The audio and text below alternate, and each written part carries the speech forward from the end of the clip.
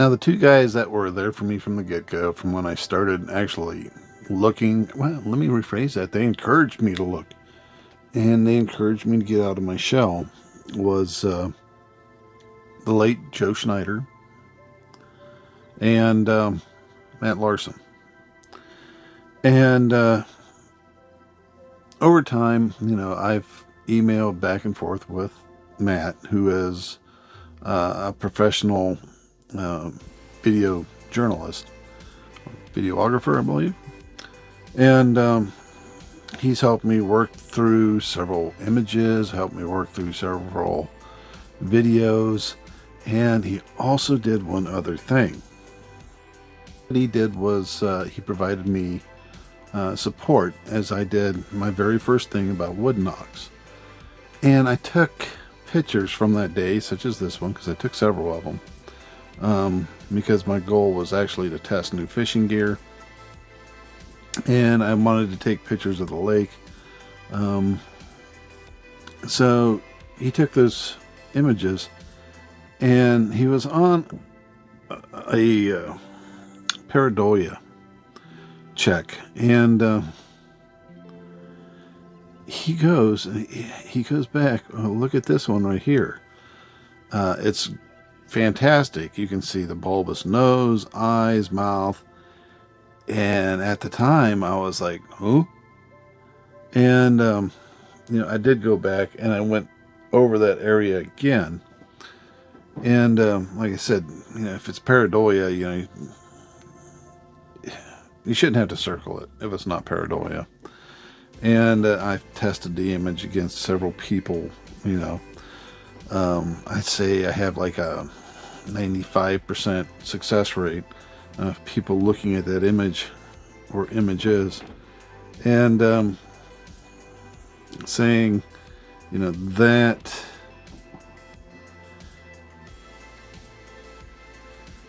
looks like something.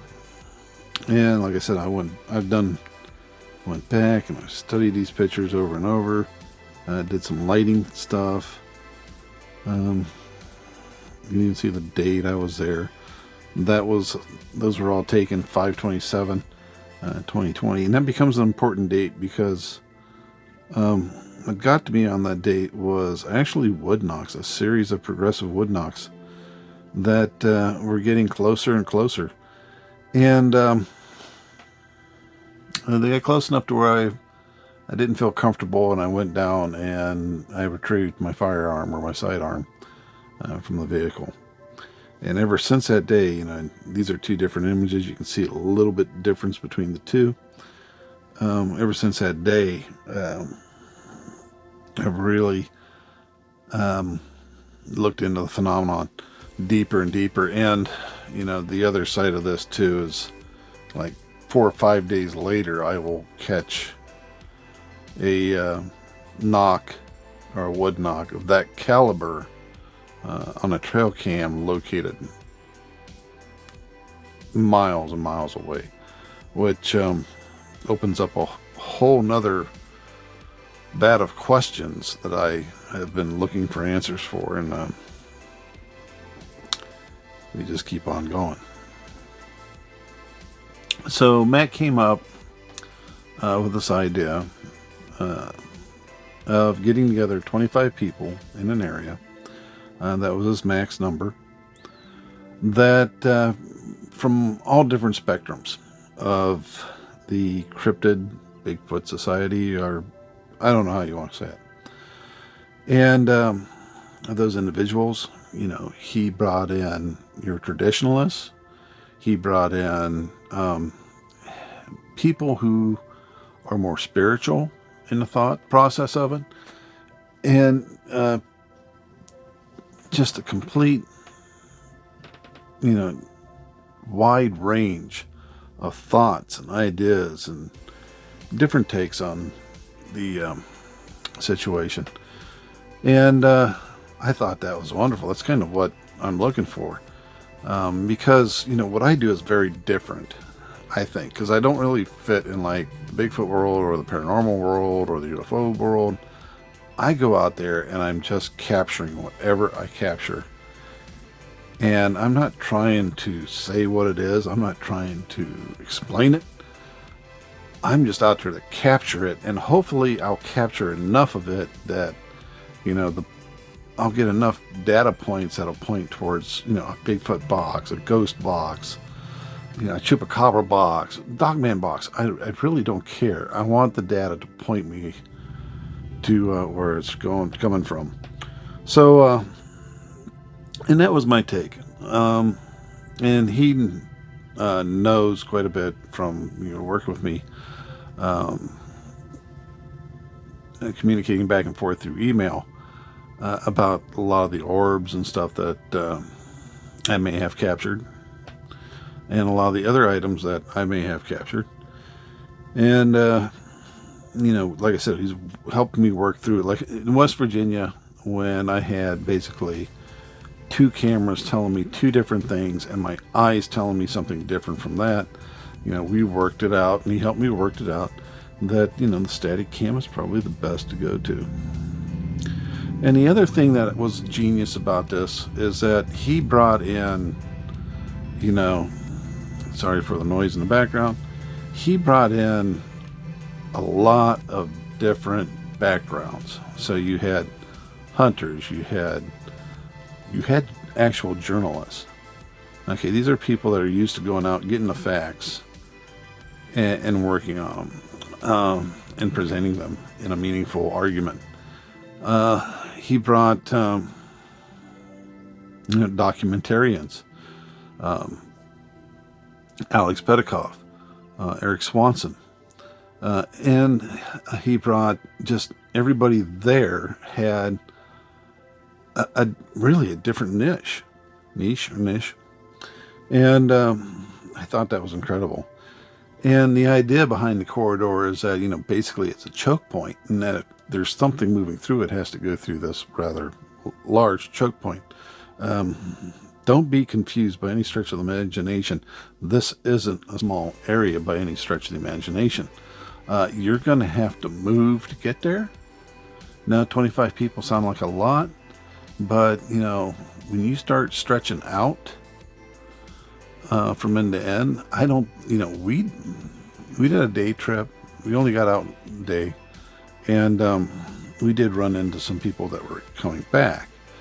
We tended to go to the south. Certain groups tended to go north. Certain groups started going northeast, and they pretty much broke up. And you really, you didn't really bump into anybody. And that was my fear, is that I didn't want to bump into anyone, in case there's something going on. Who knows? So, was there anything of interest that happened out there? I think there was. Those stories are not mine to tell. That's how I feel about it.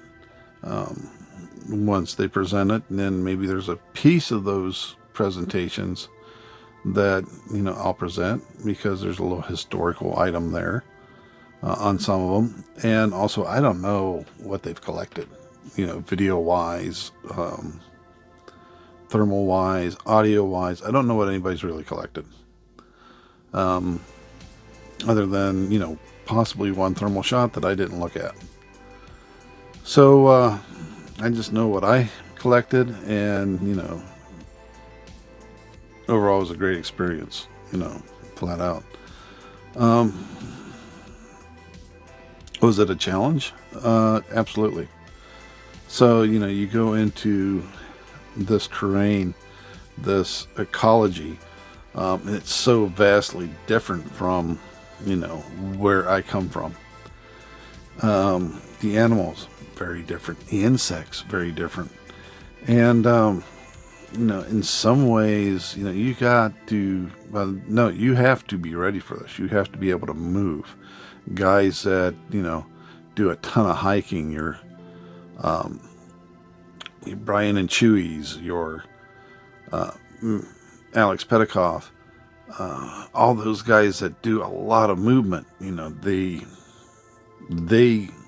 are, they're the horses. I'm just able to go out as far as I'm conditioned to go and spot on an area, which is pretty much what I did. And not knowing, the area in total. I didn't really want to get very far, and my wife's with me, and she comes first. And I don't want to put her in any jeopardy. If she wasn't with me, I would probably have definitely stuck my neck out, and I probably would have gotten hurt. But and there was a lot of ingenuity that we saw. People trying new things, doing things differently. A lot of new equipment. So overall, it was a fantastic experience. And like I said, anytime Matt's done so much for me. Joe did so much for me. And those people that I would come to just think the world of, the Fellowship of the Foot, BF Bud, Angie, Jen. Anytime they need something, all they got to do is say, and I'm there. So I'm not planning to do a whole lot of narration. Basically, my primary tool was using my helmet cam, which, with the lights on it and the camera up front and everything, it does kind of look like the Starship Enterprise going through the woods and the warp nacelles going. But it works for me. Keeps my hand free. And I'm pretty much, keeping... You can see Chewie laughing at it right now. You can't see the light. But other than the very faint IR. But I use my helmet primarily for everything now. All the hunting videos I did came with the helmet. So I'll do another video on it, and with all the upgrades. There is an older video of the helmet from back in the day. I don't know how long ago that day was. And I've done some improvements with it so that I can switch to running at night super quick. Also got another big improvement coming. There is so much you learned from this outing. And I think I took a little bit of something from everyone, from Stan, from Brian, a lot from Mike, and a lot in just watching, Alex, Matt, Brian. Brian is a wealth of knowledge. I believe the one individual's name was Marianne. She was fantastic. And that's the bad part. You're there for 2 days and everybody's kind of running, so it's hard to catch names. But and Karen, if you're out there, Karen, thank you for the duck.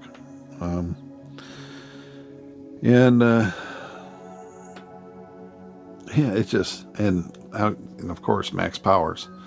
And I'll tell you right now, if you're anywhere around Max Powers and you're telling one of your stories, he's going to dig. And I welcomed it.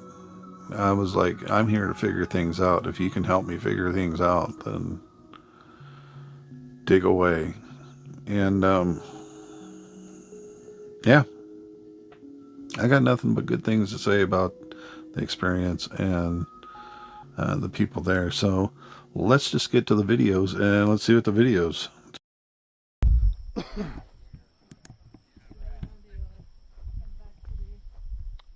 Let's see where.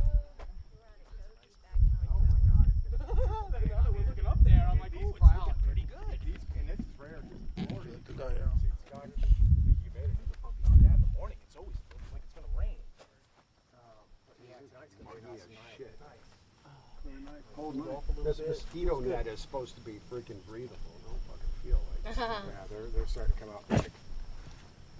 No, we were at Gothi back in October, and we were going to wait for they're supposed to have a meteor shower.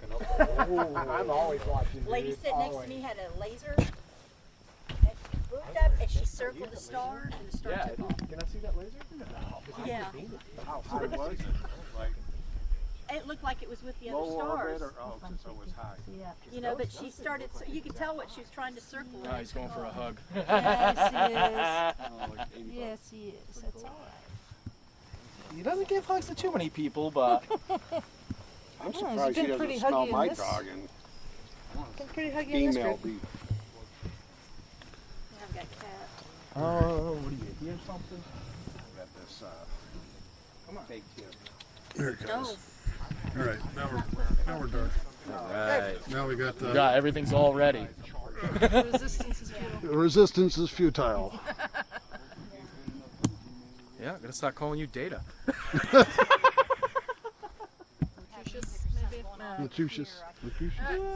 I was trying to figure out a way to rig the thermal on there, so I didn't. Like I Well, said, just give it a little time. You'll figure it out. it's comfortable. You're comfortable and you forget about it being up there, believe it or not. What's the weight on that thing? He's got a. It's like it's a paint. I just had airsoft, with the right? extra flashlights on it. It's an airsoft. Oh, that's helmet. not too bad. And I've been, like I said, he's right. We were walking through the woods and we kept hearing this wood knock, so we were like, okay, let's figure out what this is. I came walking up on it, I had a camera in this hand, and I had this on. Crack! Right underneath it, turn, spin, locked right on. Knew exactly what it was. As soon as I saw it, that camera moved. The camera in my hand didn't move at all. And the next words were, get out of here, we got a widowmaker coming down. Oh Tree. shit. Well, and see, that's what. Oh, you got the. Dang, let me see this. I'm not trying to blind you, but that's a good helmet. What kind of helmet is that? It's just an airsoft helmet Dude, off of... that is a great helmet. That's awesome. And you got the Phasm on there? Yeah. Dude, that's a sick. Nice. H1 on top. This side over here is IR. And you got the H1 on top? Yep. Awesome, man. Oh, I knew you'd like that, dude. I'm actually not going to wear mine because I'm like, I feel like people got it covered tonight. Yeah. I mean, I've got my mine, but yeah. I don't care tonight. Tonight's just I just Everyone's want to get running out. out. Yeah, tomorrow I'll probably run it, but oh, jeez, that's great. Which one? My Zoom in H1. Oh, and okay. I got 2 of them I brought. I got everything I need in here, so we're good. You never know.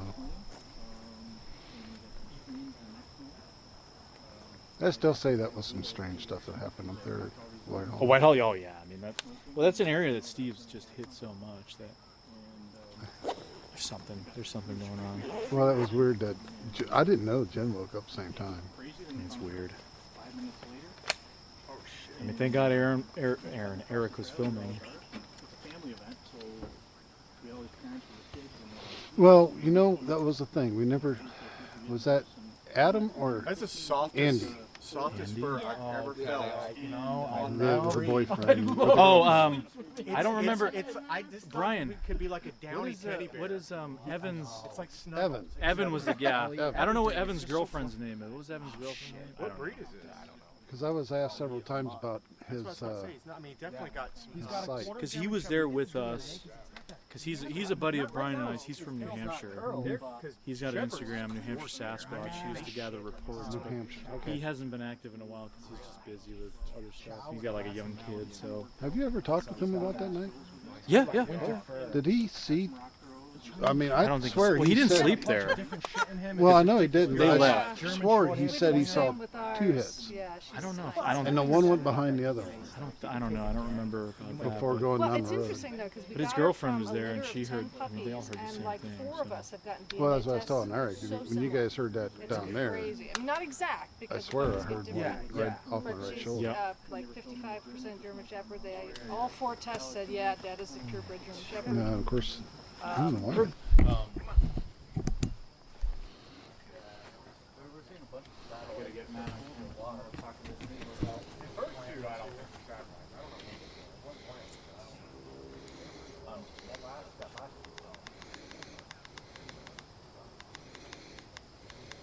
Brian and Chewy, you guys ready? Chewy, you ready? He's totally ready. Rooster, this is Red Dwarf. Gotcha. Ready to go. Who was that? Yeah, exactly. That was me. yeah, exactly. You say red gourd? Red Dwarf. Red.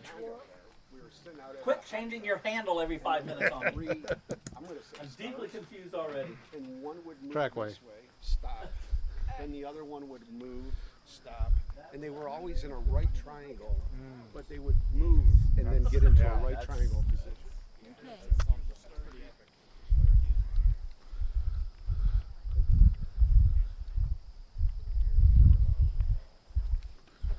I was hoping we could drag them along in our wake. A lot of tanglefoot.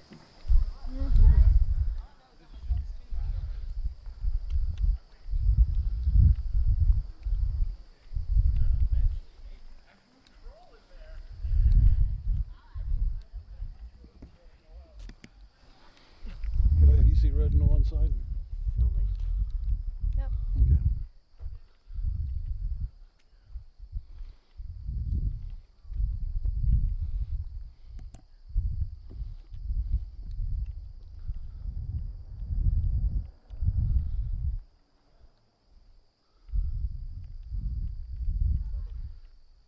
All right, we're going to go right.